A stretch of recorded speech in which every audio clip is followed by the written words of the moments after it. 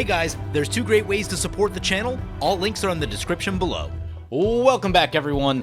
Today we're going to be talking about some of the absolutely insane equipment that's in the new Assassin's Creed set. Honestly, I'm kind of blown away that they would print some of these cards. They are ridiculously good. And so, if you're an equipment lover like me, this is going to be a really good set for both of us. So first up is Cassandra Eagle, 3 mana for a 2/2 with haste. When it enters the battlefield, search your graveyard, hand, or library for a card named the Spear of Leonitis, put it onto the battlefield, then shuffle. Whenever a creature you control with a legendary equipment attached to it deals combat damage to a player, draw a card. God, that's so good. It does so many things. We'll talk about the Spear of Leonitis in a second, but obviously this card searches for it. It's legendary, so it can be your commander, which means you're going to have like really good access to the Spear of Leonitis if you want. But also, that third ability, whenever a creature you control with legendary equipment deals damage to a player, draw a card. Notably, Sword of the Animist is a legendary equipment, and one of those kinda goes in every deck, and is something that you'll find yourself doing a lot in the early game. And so, because of that last ability, I think you can put this in almost any equipment deck. The exception might be if you're just running like all the Swords of X and Y with very few legendary equipments, but even still, I think this is going to be pretty good. Next is the Spear of Leonitis, 3 mana equipment that costs 2 to equip. Whenever equipped creature attacks, choose one. It gains double strike, create Phobos, a legendary 3/2 red horse creature token, or discard 2 cards then draw 2 cards. The name of this card is Flexibility. Those are 3 very good modes, and depending on where you're at in the game, any of them might be very, very useful to you. Later on when you're trying to go for the kill, Double Strike is going to be your friend. If you're in the mid game and you're feeling like you need some more blockers or something like that, that's going to be the 3/2 red horse creature token. Or if you're looking at the cards in your hand and they don't seem great, discard 2, draw 2. Basically a Faithless Looting, a card that I have no love for, but when you can do it repeatedly off of something like this, it can get you out of a sticky situation. So just a lot of utility with this card, and this is another equipment that I think you can jam in basically every equipment deck. What I do think is interesting is that you will want to run the 2-card package most of the time, and based on the fact that these look like every equipment deck kind of cards, that means you have 2 less deck slots in your equipment decks now, so there you go. And honestly, by the time we finish this video, there will be many more deck slots in your equipment decks that are already spoken for 99% of the time. That's just how this set is looking. Leela Hassan, 4 mana for 3/4 with first strike. When it enters the battlefield, and whenever one or more assassins you control deal combat damage to a player, return target historic card from your graveyard to your hand. Yeah, this card is really useful for equipment and artifact decks. Also any historic permanent deck, really. So Leela Hassan is really interesting because you can do a lot of different things with this.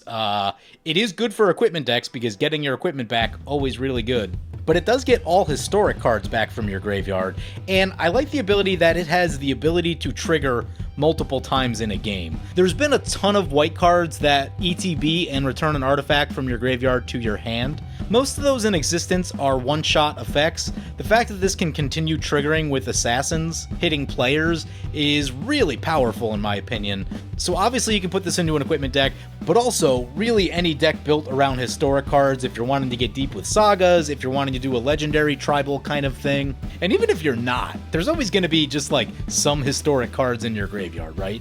This is just very easy value in recursion, and there's a lot of really cool things you can do with this. And I haven't thought about it a lot yet, but just building a deck around this could be really cool, but it's also going to be really good in the 99 of decks, so I could see this going both ways, where it's both the commander or fits beautifully into the 99 of a lot of different white decks. Okay, here's another one that looks really cool. It's the Caduceus Staff of Hermes. 3 mana for an equipment that costs 2 to equip. Equipped creature has lifelink.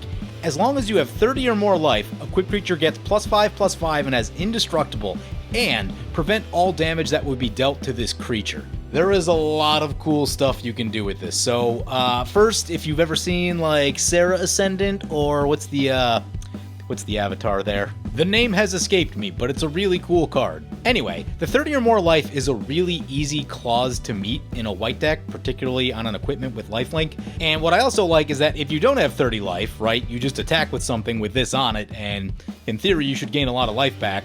And in the places you're going to want to play this, you know, you're probably going to have a decent amount of equipment. So being able to hit for like 8 or 10 damage before you get that bonus ability shouldn't be all that unreasonable in the mid to later parts of the game. So it does help you get back to 30 life, which is really cool, then triggering all the extra abilities, which are also really, really good. So there's a number of things you can do with this once you have the 30 or more life. Obviously, size is always good, and +5/+5 is a lot. There are not a lot of equipment that give you that kind of size, and even then, you probably aren't going to run a lot of those in a lot of different decks, which also leads me to, this is very aggressively costed for that kind of size. Argentum Armor gives you +6/+6, but that's 6 and 6 to cast and equip, which is a ton. Like, you need to really be built to be able to take advantage of Argentum Armor. Cauldron Complete is another one that gives you that kind of size, but is also really expensive for those mana costs. So anyway, yeah, that is a lot of size for a small amount of mana, just that you need 30 life. But after that, you get to the Indestructible and Prevent All Damage abilities, which are really, really cool. There's a lot of things to do with those. Indestructible obviously just lends itself to board wipes. Also, it's white. White has a lot of board wipes available to it. A very reasonable line of play is make sure you're above 30 life, put this on a creature, blow up the board, your creature survives. The Prevent All Damage is also very interesting, so number 1, it won't die in combat. Number 2, that's protection from Blasphemous Act, which is one of the most played cards in the game. And if you're playing red-white, like I often am, that's protection from your own Blasphemous Act, so once again, you can be very proactive with the board wipes and let your stuff survive, which is really cool. And if you want to get really cheeky, you could put something like a Pariah Shield on the same creature with the Caduceus, and you no longer take damage. I do this in my Legendary Blades deck sometimes, and like everyone freaks out immediately. I'm always like, this doesn't affect you at all, I just can't take damage.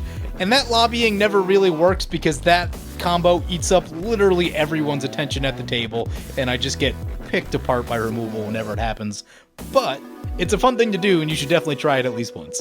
So anyway, the Caduceus is a really sick card, and like, honestly, again, you can put this in just about any equipment deck, and maybe even like non-equipment decks too. It's just like random white decks that want to attack sometimes. It's just really good. Got a notable reprint in Sword of Light and Shadow. I know it's not a new card, but I'll talk about it very briefly. Light and Shadow is the weird sword. There are some decks where it's really good, particularly if you have like a really high creature count, like 30 plus.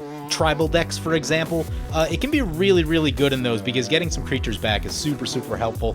It is more of a late game kind of thing, and it generally requires that at least one board wipe go off. So that means it's not going to be great all the time, but I have seen certain decks just run tables with Sword of Light and Shadow because you can't ever get rid of their stuff. So cool little sword. I'm not sure which other ones we'll get in this set, but yeah, gotta love a little Light and Shadow. Here's a fun little one called Footblade.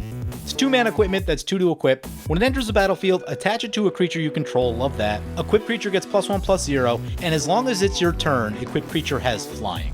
So this is not going to be a best in slot type of card.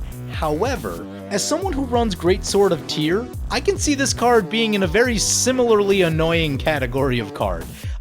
Great Sword of Tyr is annoying enough that I've had people use removal on it just because of how much that tap clause can mess up the table, and I could see Hookblade living in a very similar space. I don't think it's quite as good because it doesn't scale the same way, but flying is also a powerful keyword. It's better than just tapping one thing down, generally. But if you were running this and someone shoots this early, like has happened to me with Greatsword, that means that one of your much better equipments later on can survive. So yeah, it's not best in slot, it's never going to beat out a Sword of X and Y, but if you're on like a budget or something like that, it's a cool little card that can be super annoying. And sometimes I don't even play Commander games to win necessarily, sometimes I just play them to be annoying and do cool stuff, and this card fits into that kind of strategy. Alright, here's another big one. Next up, we've got Mjolnir Stormhammer. 4-mana legendary equipment, 4 to equip. When it enters the battlefield, attach it to target legendary creature you control. Love that. Whenever equipped creature attacks, tap target creature defending player controls and put a stun counter on it. Then Mjolnir deals damage to each opponent equal to the number of tapped creatures that opponent controls. Yeah. Remember how I was talking about how annoying Great Sword of Tyr was a moment ago? This is going to do some of that same sort of thing, and is even worse, because it is a stun counter. And then, of course, you have the direct damage portion of this card, which is really interesting. There are many reasons why your opponent could have a lot of tapped creatures.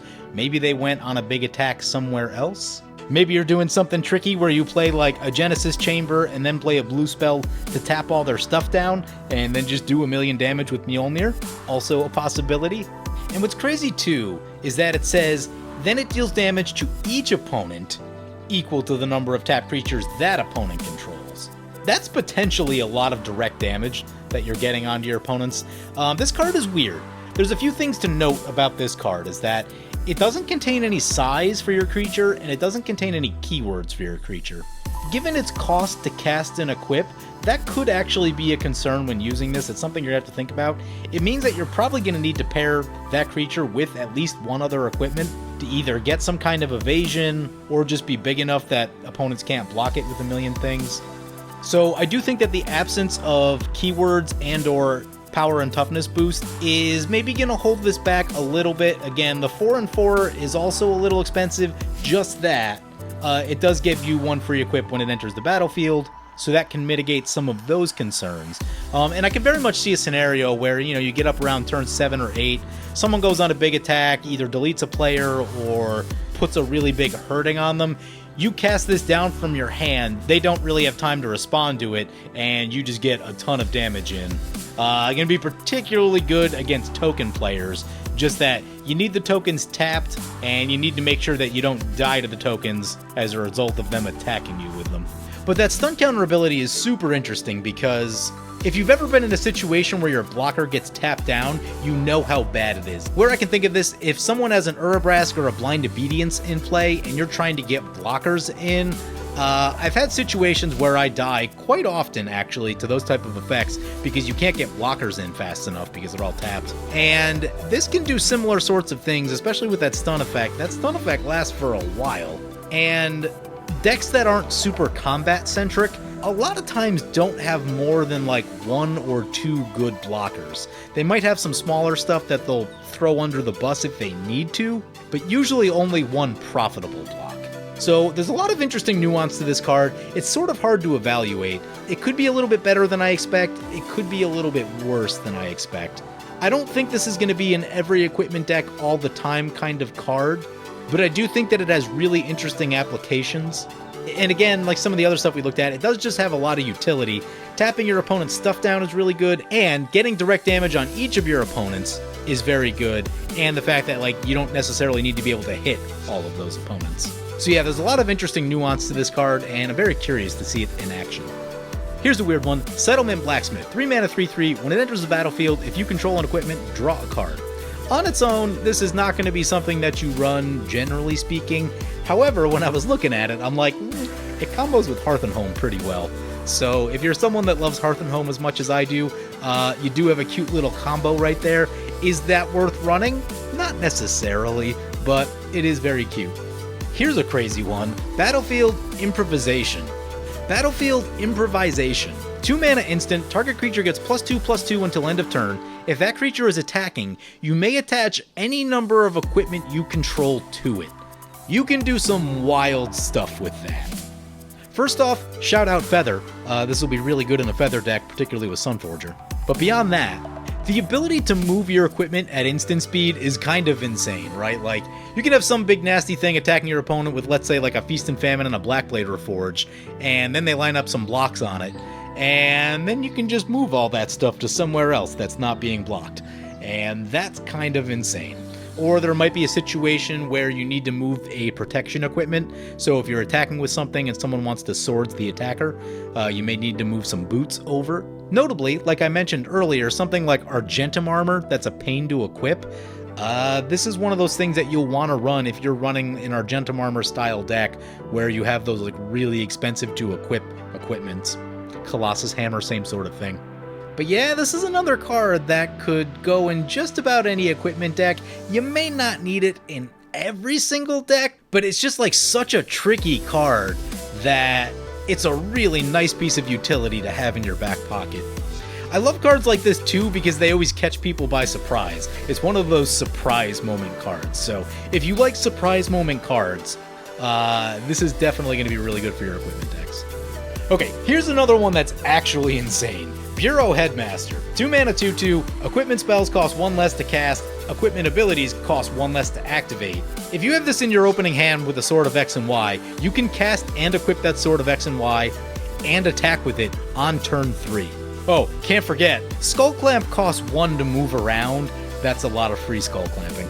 And, I mean, this thing is just really, really good. Every equipment deck. Just run this in every equipment deck. I promise it'll be good. Hidden Footblade. 1 mana equipment that costs 2 to equip, has flash, enters the battlefield, attach it to target creature you control. That creature gains first strike until end of turn. Equipped creature gets +1/+0 and has haste. This is an interesting card, so my first thought is, it doesn't immediately replace any of the best in slot type of equipments. However, the fact that it's cheap, the fact that it has a free equip, and the fact that it has haste. Haste is an immensely powerful keyword that, even though this card isn't like necessarily the best in any single thing that it does, throwing haste into the equation makes it significantly better. I mean, this is a 1 mana haste spell late in the game when you need to like recast your commander or dump a big thing out of your hand and get that into combat. So I can see that there are a lot of ways to either get someone or get got with Hidden Footblade because of the haste, because of how cheap it is to get that first equip. Also, sometimes that first strike is just going to be like a removal spell. Opponents might think that they're going to have a good attack somewhere, and you block and you have first strike and something dies. So this is a tricky little card. There's a lot of timing involved in this card. It's not necessarily going to outperform a Sword of X and Y most of the time, but there are many scenarios where dropping haste on something big can win you the game. So yeah, I'm not necessarily going to run this everywhere, but there are definitely a lot of places that it could be very good. The problem that you'll run into is that you'll probably need to cut another haste source somewhere, and I can't in good conscience say cut Lightning Greaves because that card is insane, as well as Swiftfoot Boots. So maybe you're running all 3, maybe at some point you're running too much haste, I don't know. But yeah, there's just a lot of interesting stuff kind of wrapped into this, especially for like such a cheap uncommon. Next up is one of the most insane equipments that I think has ever been printed in this game. It's Excalibur Sword of Eden. It's a 12 mana equipment with Equip Legendary Creature 2. Equip creature has +10/+0 and Vigilance. And it costs X less to cast, where X is the total mana value of historic permanents you control. There are so many insane things to think about with this card. So first up, as I mentioned earlier, getting a lot of size on an equipment is actually pretty rare. Again, there's 4 or 5 good ones that I can think of. So that already makes this a fairly unique card. But beyond that, the big problem is those other equipments with a lot of power on them tend to be very expensive cost and equip wise. So a lot of the times with those cards, it either needs to be late in the game or you need to be cheating the cost on those cards. Excalibur, however, has cost reduction built in. So this is a little bit of a god hand scenario. I get it, it's gonna, take you 4 or 5 cards in your opener, but if you went Soul Ring Signet turn 1, yeah, I know, it's a really good start, but it does happen a lot now. On turn 2, you cast a 4 mana commander. That means that you can literally hard cast Excalibur on turn 3. You won't be able to equip it and attack until turn 4. But that's still really early for a creature with +10 power and vigilance. So the other thing too is that this thing's going to feel like a brick wall because you're probably not going to have good attacks back into that player unless you have first strike or something like that. So yeah, if you get this thing down in the early or mid game, I see this card just running the table a lot. It's not the only thing that matters in a game of Commander, but there is a lot of value in having the biggest creature on the board. And Excalibur is generally going to give you the biggest creature on the board. There just aren't that many scenarios where a creature's going to get bigger than whatever you equip this to. Maybe super late into a game if there's like a +1/+1 counter theme or something like that. But like 95% of the time, you're going to have the biggest thing at the table, and you're going to be able to just bully people around with your really big creature. And so, as I was mentioning earlier, with the other equipments that give you a lot of power and or toughness, they are usually expensive to cast and equip, which means you need to be cheating 1/2 of that equation usually. This one's different because it's almost exactly the opposite of Colossus Hammer, which is cheap to cast, expensive to equip, so generally you want to cheat that one with a free equip. This goes the other way, where you want to cheat the casting cost. And the easiest way to do that is going to be like Stoneforge Mystic and Stonehewer Giant, staples of equipment decks. And then you have a really easy equip too.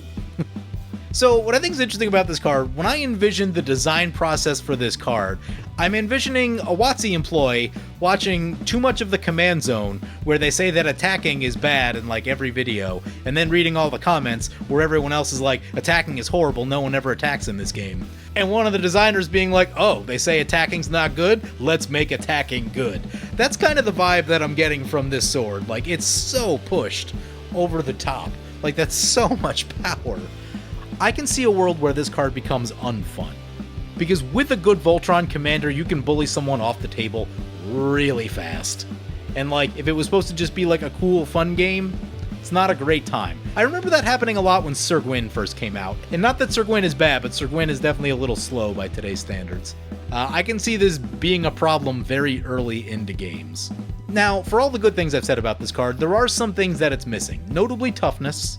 And so if you don't have other equipments or other keywords on the creature that you're equipping, blocking and killing it in combat is going to be a reasonable thing that your opponents might try to do. It also doesn't have any evasion of its own, so it is very easy to block the creature again unless it has something else on it. So it's the type of thing where, yeah, it adds a lot of power, but in most situations you will need some other equipment that's giving you evasion, and or at the very least, like First Strike. Also worth noting is that it doesn't have an inherent way to attach to a non-legendary creature. You can do it with some free equip cards, but without any of those, there are times where it's just like you don't have a legendary creature in play and you won't be able to necessarily equip this. So, you know, it's not the end of the world. Blackblade Reforged has a similar sort of thing, but it's just something to be aware of. But overall, I mean, yeah, if you're running an equipment deck of like almost any kind, how do you not run this? So yeah, I think Excalibur is going to be a staple of equipment decks going forward, and probably a lot of non-equipment decks too. I don't know, you can just throw this in like a Galta deck, and it'd be amazing in there. Give your Galta +10/+0 in Vigilance. Love it. So yeah, like I said, having a giant creature has a lot of value in Commander. It's not the only thing that matters, but it is a thing that matters, and it is a good thing to have, so... Here's an interesting one. We got a black equipment called Phantom Blade. 5 mana. When it enters the battlefield, attach it up to one target creature you control. Destroy up to one other target creature. That's cool. So just kill spell attached straight to it. Love that. Equipped creature gets +1/+1 and has menace equipped too. Is it better than a Sword of X and Y? No, probably not. But it is a kill spell attached to an equipment, so you're basically getting 2 cards for the price of 1. And then if you can find a way to start blinking this thing, it's going to get really interesting. So I don't know what the exact user application for this card is, but it seems very decent. And I would actually venture this is probably going to go in more non-equipment decks than anything, just because of the kill spell. It's more like a, I want to attack sometimes with this deck, and the 1/1 and menace is nice, plus the kill spell attached to it. Brotherhood Regalia. 2 mana for an equipment that costs 3 to equip, and you can equip it to a legendary creature for 1. Equipped creature as Ward 2 is an assassin in addition to its other types and can't be blocked. These are cool little things, right? These are super flavorful, give you the creature type of the set. And then, of course, can't be blocked is huge. That's a really powerful ability. And the Ward 2 is also really nice. Kristen messaged me to say that this is replacing Trailblazer's boots in basically all of her decks. I'm like, yeah, I can see why, right? As good as Trailblazers are, they don't give you ward, and sometimes they have all basics.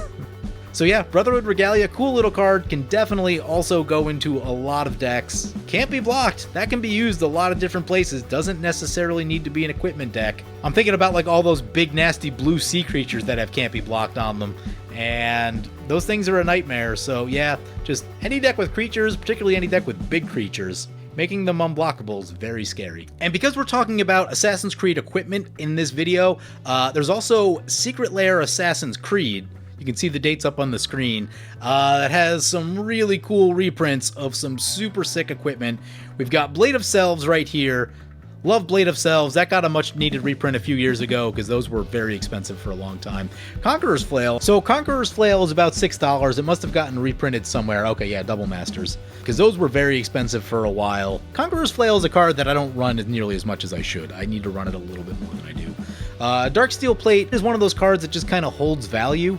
Right now, they look like they're in the 8 to 11 range. So that's another nice little one. Even Deathrender is about $5, which is surprising.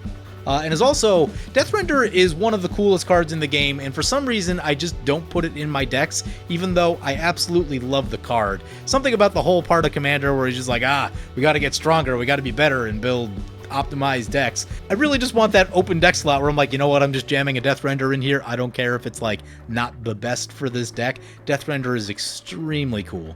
And then finally we have Whisper Silk Cloak. Not particularly expensive, but it is particularly impactful. Whenever one hits the board and there's a big creature out there, you're just like, oh god, here we go. So anyway, this is a really good assortment of very heavily played Commander equipment, and I mean, I haven't talked about it yet, they look amazing. These things look fantastic. I don't know if I'm buying this yet, but I might. These are very, very cool. I like them a lot. So anyway, that's going to wrap up the equipment spoilers for Assassin's Creed. Spoiler season is still going, so there may be more stuff spoiled in the future that I haven't covered here. Let me know if I missed anything in the comments below, and as always, thank you for watching.